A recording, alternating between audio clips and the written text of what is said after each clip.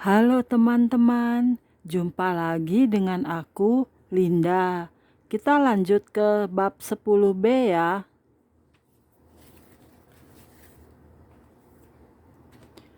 Oke, kita mulai. Bab 10b. Tuhan Yesus, seruku, di mana engkau?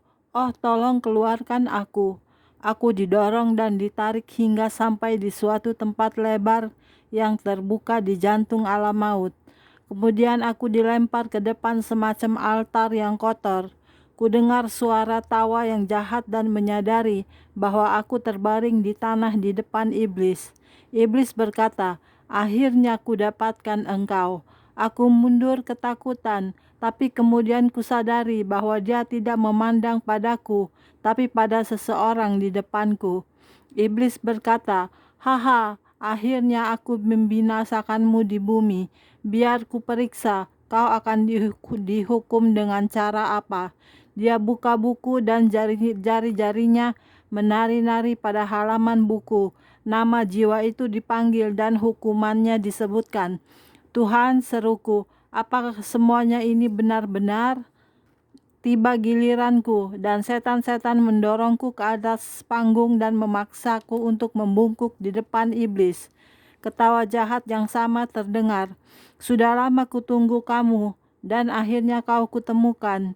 Dia menjerit senang penuh kedengkian. "Kau coba-coba menghindariku, tapi sekarang kupegang kamu." Aku dilanda ketakutan yang belum pernah kurasakan. Dagingku mulai direnggut lagi dari tubuhku, dan aku dililiti rantai besar. Kupandang diriku sendiri waktu tubuhku dirantai. Aku seperti yang lain-lain, hanya berupa kerangka. Cacing-cacing merayap dalam diriku, dan nyala api mulai dari kaki terus menyelubungi diriku.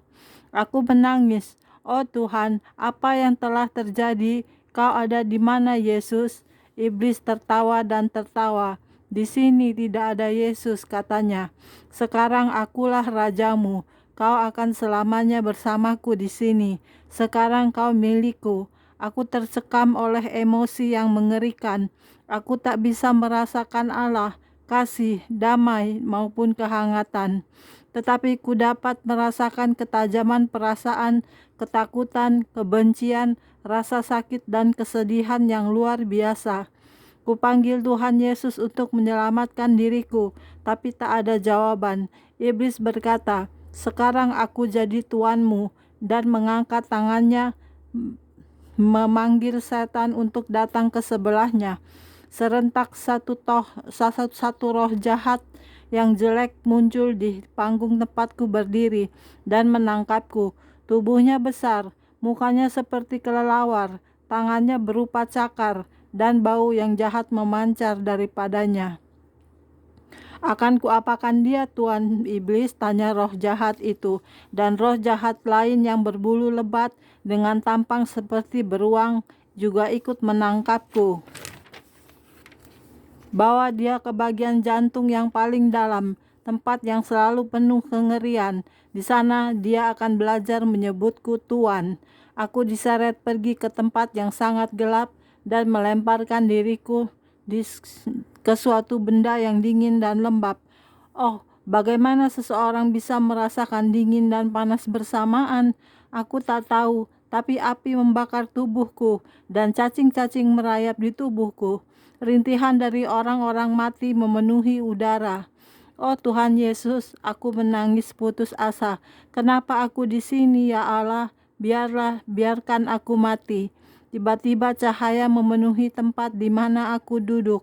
Yesus muncul dan merangkulku, dan segera aku sudah kembali ke rumahku. "Tuhan Yesus, tadi engkau di mana?" Aku menangis dan air mataku mengalir di pipiku.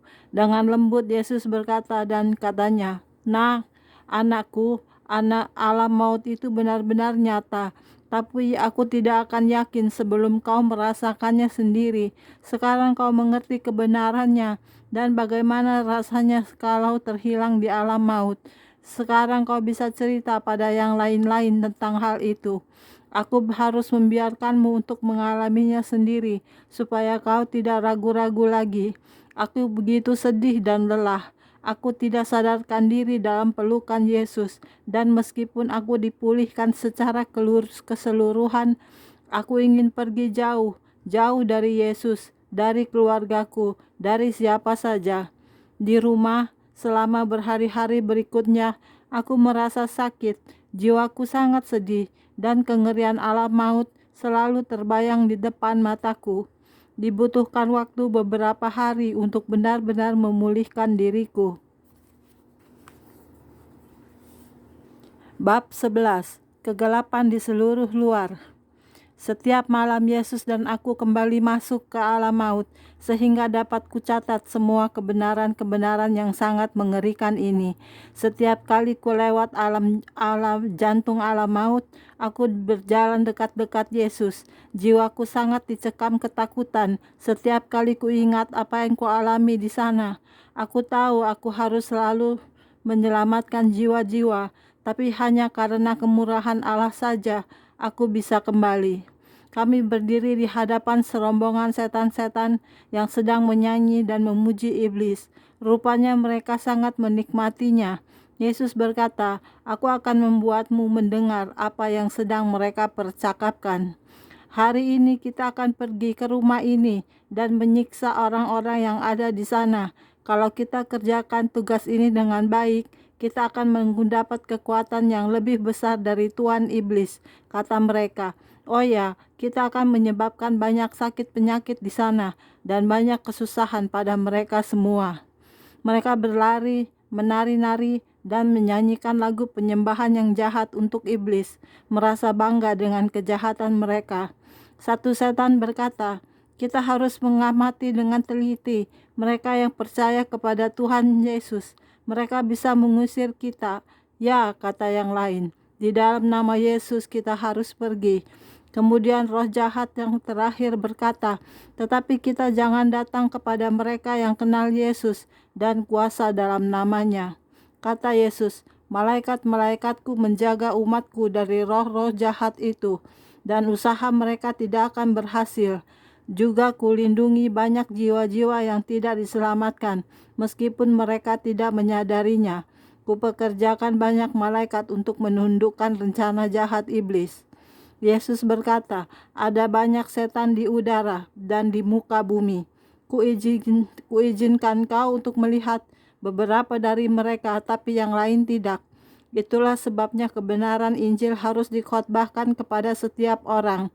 Kebenaran akan membebaskan seseorang, dan akan kulindungi mereka dari kejahatan. Di dalam namaku ada kelepasan dan kemerdekaan. Aku punya semua kuasa di bumi dan di sorga. Jangan takut kepada iblis, tapi takutlah kepada Allah." Ketika kami lanjutkan melewati alam maut, Yesus dan aku menemukan seorang laki-laki yang sangat besar dan hitam. Dia diliputi kegelapan dan tampak seperti seorang malaikat. Dia memegang sesuatu di tangan kirinya. Yesus berkata, "Tempat ini disebut kegelapan sebelah luar." Kudengar tangisan dan kertakan gigi. Sebelumnya belum ada tempat yang begitu tanpa harapan seperti yang kurasakan di tempat ini. Malaikat yang berdiri di depan kami tak punya sayap.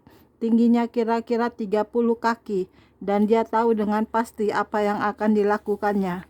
Di tangan kirinya ada piring yang sangat besar,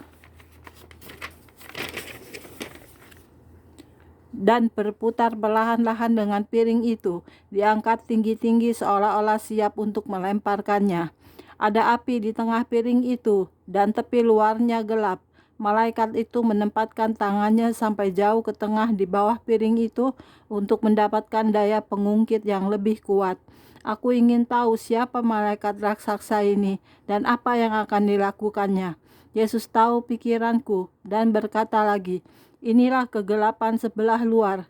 Ingat akan firman-Ku yang mengatakan, anak-anak dari kerajaan itu akan dilempar ke dalam kegelapan sebelah luar.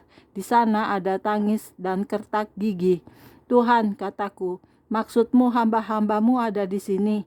"Ya," jawab Yesus, "hamba-hamba yang berbalik kembali sesudah kupanggil. Hamba-hamba yang lebih mencintai dunia daripadaku dan kembali untuk bergelimang dalam lumpur dosa. Hamba-hamba yang tidak mau mempertahankan kebenaran dan kekudusan. Lebih baik seseorang tidak pernah mulai daripada berbalik lagi sesudah mulai melayani aku.